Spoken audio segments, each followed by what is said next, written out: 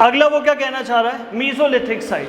तो मध्य प्रदेश में भी हमें मीजोलिथिक मिला। इसका नाम मीजो इसलिए पड़ा, इसको मीजोलिथिक भी बोल दो, माइक्रोलिथ भी बोल दो। क्या बोल दो? माइक्रोलिथ। माइक्रोलिथ इसलिए बोलते थे बिकॉज यहाँ के आदमी थोड़े से एडवांस हो चुके थे, और एडवांस होने के चक्कर में वो क्या करते थे, जो हथियार वजनदार थे अब उनके हथियार छोटे होने लगे थे, छोटे और सटीक, इतने नुकीले। याद रखना, यहाँ नुकीले हथियारों का चलन हो गया था। नुकीले कैसे होते थे?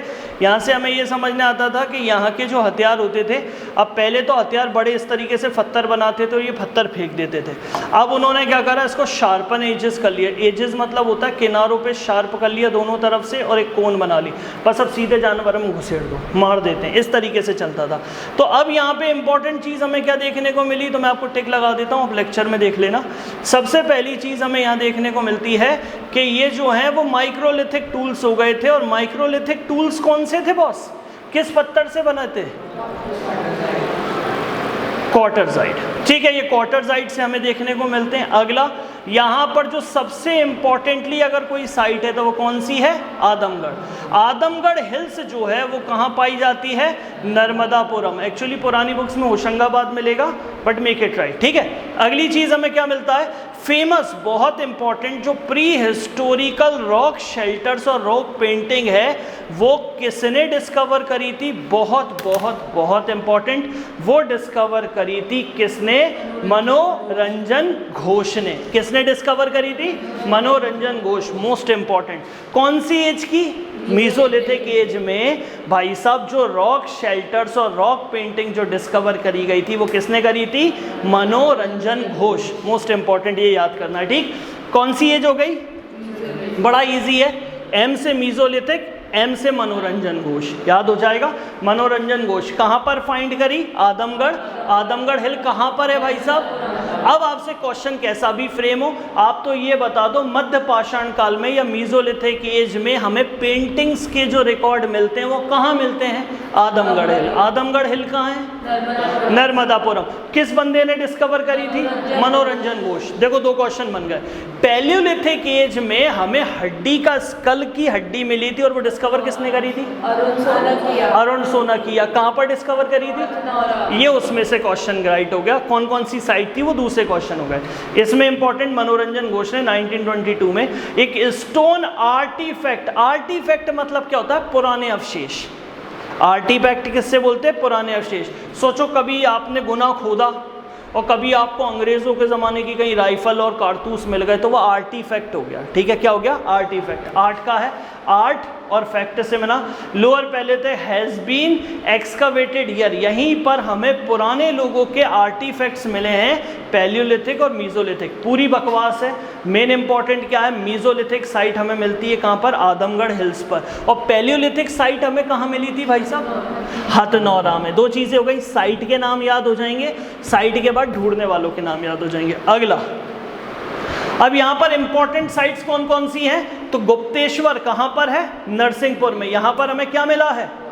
Rock paintings are found. ठीक है, उसके बाद दूसरी साइट्स दी हैं Cholan, that is in Choral. Choral कहाँ है? इंदौर, जानापावा, पाताल पानी, ये वो साइट्स है जो हमें देखने को मिलती हैं। उदयगिरी हमें विदिशा में देखना, ऊन हमें खरगोन में देखने को मिलती है, भीमबेटका हमें रायसेन में दिखती है, मारा की गुफाएं सिंगरौली में, बाघ की गुफाएं धार में, उसके बाद नागौरी हमें देखने को मिलता है रायसेन में। यहाँ हमें ह्यूमन साइज स्कल पेंटिंग या स्नेक पेंटिंग देखने को मिलती है। याद रखना, हमने इससे पहले जब हिस्ट्री पढ़ी थी तो हमें ये पता चला था कि सबसे पहले आदिवासियों ने जब रॉक कट पेंटिंग्स बनाई थी तो उसमें कई सारे जानवरों के उल्लेख थे, पर सांप की पेंटिंग हमें कहीं नहीं मिली थी जब हमने यूपीएससी में पढ़ा था।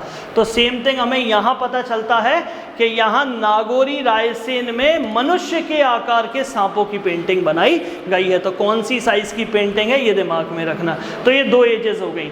नाउ अब नव पाषाण युग यानी न्योलिथिक एज, यानी नव पाषाण बोल सकते हो या नवयुग भी बोल सकते हो। ठीक है ना। यहाँ से क्या होता था, लोग बहुत इंपॉर्टेंट हो गए थे कि एग्रीकल्चर और डोमेस्टिकेशन ऑफ एनिमल बहुत इंपॉर्टेंट है। खेती किसानी भी करने लगे थे और डोमेस्टिकेशन ऑफ द प्लांट्स भी हमें देखना, डोमेस्टिकेशन।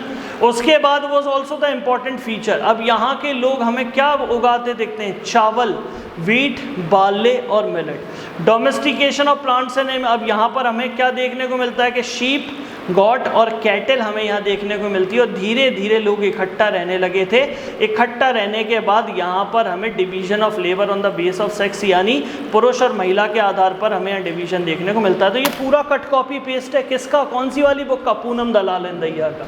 ठीक है, तो न्यूलिथिक में क्या हो गया था, एग्रीकल्चर देखने को मिलता है, लोग चावल उगाने लगे थे, वीट, बार्ले और मिलेट देखने को मिलते हैं। डोमेस्टिकेशन ऑफ एनिमल, अब प्लांट्स तो होगा नहीं, डोमेस्टिकेशन एनिमल्स का डोमेस्टिकेशन हमें देखने को मिलता, पशुपालन। और पशुपालन का अब भी उद्देश्य क्या था, मांस ना कि दूध। उन्हें नहीं पता था दूध बूध भी पीते हैं या करते हैं, उन्हें नहीं पता था, वो तो सिर्फ मांस के लिए यूज़ करते थे। अगला, विलेज कैसे थे, अब इमर्जिंग सिटीज़ थी। इसी के बाद हमने एक और एज पढ़ा था एंशिएंट में, जिसका नाम क्या था, कौन सा, कांस्य युगीन सभ्यता, जिसे बोलते थे कॉपर एज। और न्यू जो आने वाली थी वो थी इंडस वैली सिविलाइजेशन। याद है, ये पूरा एक सीरीज था। तो यहाँ पर क्या देखने को मिलता है, इंपॉर्टेंट देखने को मिलता है कि लोग क्या थे, गाँव में रहने लगे थे। अब गांव के काम किससे करवाएं, चौकीदारी किससे करवाएं, बैल किससे करवाएं। तो होता क्या था, एक गांव वाले जाके दूसरे गांव पे हमला करते थे, और हमला करने के बाद वहां पर जो भी लोग पकड़ के लाते थे ना, तो वो होती थी उनकी लेबर। कौन होती थी, लेबर। अब औरतों को बच्चे पलवाने हो तो लेबर कौन सी चाहिए, औरत ही चाहिए। तो वहां पर हमें क्या देखने को मिलते थे, लेबर मिलते थे on the basis of sex, यानी पुरुष पुरुष लेबर होती थी, मादा मादा, जिसको जो जरूरत है वो ले लो। यहाँ पर पॉटरी मेकिंग यानी बर्तन बनाने का भी एक आर्ट हमें देखने को मिलता है, इमर्ज वाइल्ड। अब देखो मध्य प्रदेश में कौन कौन सी ऐसी साइट है जहाँ न्यूलिथिक साइट हमें देखने को मिलती है। तो पहला है कुंजन, ये कहाँ देखने को मिलती है, सीधी। उसके बाद आता है दंगवाला, ये कहाँ पे, मिरहितपुर, ये उज्जैन में। दंगवाला, कायथा और महितपुर, ये कहाँ है, उज्जैन। उसके बाद हमें मिलता है खेड़ी नामा, ये कहाँ मिलता है, हरदा में। कहाँ मिलता है, हरदा। हरदा के बाद आता है आवारा, ये हमें कहाँ देखने को मिलता है, आवरा, मंदसौर। नावदा टोली, खरगोन। उसके बाद हमें मिलता है अमिलकोनी, ये कहाँ मिलता है हमें, रीवा। एरण जो है वो कहाँ है, सागर, बहुत इंपॉर्टेंट है। सबसे पुराने सती प्रथा के उल्लेख हमें एरण में ही मिलते हैं, इसलिए हमें याद करना है। उसके बाद जातकारा या फिर खजुराहो हमें कहाँ देखने को मिलता है, छतरपुर। और उसके बाद दमोह या फिर हाता, ये हमें मिलने को देखने को मिलता है दमोह में। इतना क्लियर है। तो ये थे हमारे हिस्टोरिकल साइट्स। अब हम बात करते हैं चारकोलिथिक एज की, जिसे चारकोलिथिक एज बोला गया है, जैसे नई न्यू या एक तरीके से एंड ऑफ न्यूलिथिक एज खत्म होता है। और चारकोलिथिक यहाँ पर इसको एक तरीके से मेटल एज भी बोला जाता है, क्योंकि पहली बार हमने यहाँ मेटल्स का यूज़ किया। और दुनिया में सबसे पहले मेटल्स का यूज़ करके जो हथियार बनाया गया था वो क्या थी, एक्स यानी कुल्हाड़ी ही थी। हमने हिस्ट्री में पढ़ा था। चारकोलिथिक मीन्स एक स्टोन और कॉपर एज हमें देखने को मिलती है। अब यहाँ पर इंपॉर्टेंट साइट से जो हमें देखने को मिलती है, तो कायथा हमें कहाँ देखने को मिल रहा है, उज्जैन। वही रिपीटेड है। एरन कहाँ है, सागर। अब अगर कभी कंफ्यूज हो जाओ तो बड़े गौर से देख लेना, इसको पीछे देखो। न्यूलिथिक एज में क्या होने लगा था, emergence of the village life, देख रही है, विलेज लाइफ होने लगी थी। अब विलेज बढ़ेंगे तो विलेज लाइफ में ही जो न्यूलिथिक थी वो किस में कन्वर्ट होगी, चारकोलिथिक। तो साइट्स 90% सेम होंगे, ठीक है, क्योंकि वही गांव आगे बढ़ के अब पहले पत्थरों का यूज़ कर रहे थे, अब कॉपरों का। तो कायथा, उज्जैन, एरण, सागर, नावदा टोली, खरगोन, आवार, मंदसौर। उसके बाद आ जाएगा मुशखेड़ी। उसके बाद कहा जाएगा इंदौर, बेसनगर, विदिशा। ये सब वही के वही हैं जो पुराने थे, पीछे वही आपको दिमाग में रखने। अगला कांस्ययुगीन सभ्यता आ गई मध्य प्रदेश में। अब यहाँ पे लोग ब्रॉन्ज का यूज़ करने लगे, हथियार बनाने लगे, ब्रॉन्ज टिन का मिक्सचर करने लगे, अमलगमेशन करने लगे। तो यहाँ और डेवलप होगा, यानी एक धातु के साथ दूसरी धातु को मिलाने लगे। सिटीज़ जो थी छोटे छोटे कस्बों में बदलने लगे, कस्बे बड़े बड़े शहरों में बदलने लगे। तो यहाँ डेवलपमेंट हो गया, गांव से शहर की योजना बनने लगी। एरण कहाँ पर देखने को मिल रहा है, सागर। एरण हमें तीनों जगह देखने को मिल रहा है। क्यों, पहले गांव बना होगा, गांव से शहर बना होगा, गांव से भैया बड़ा वो बना होगा, और बढ़ने के बाद शहर बन गए। तो वही रहा, देखो। उसके बाद हमें मिलता है खेडनेमा, वो कहाँ है, नर्मदापुरम में। आकुरा या नागदा हमें कहाँ देखने को मिलता है, उज्जैन। महेश्वर, नावदा टोली हमें कहाँ देखने को मिलती है, खरगोन। उसके बाद त्योतार हमें कहाँ देखने को मिलता है, रीवा। और उसके बाद आता है भरूच। भरूच हमें कहाँ देखने को मिलता है, सतना।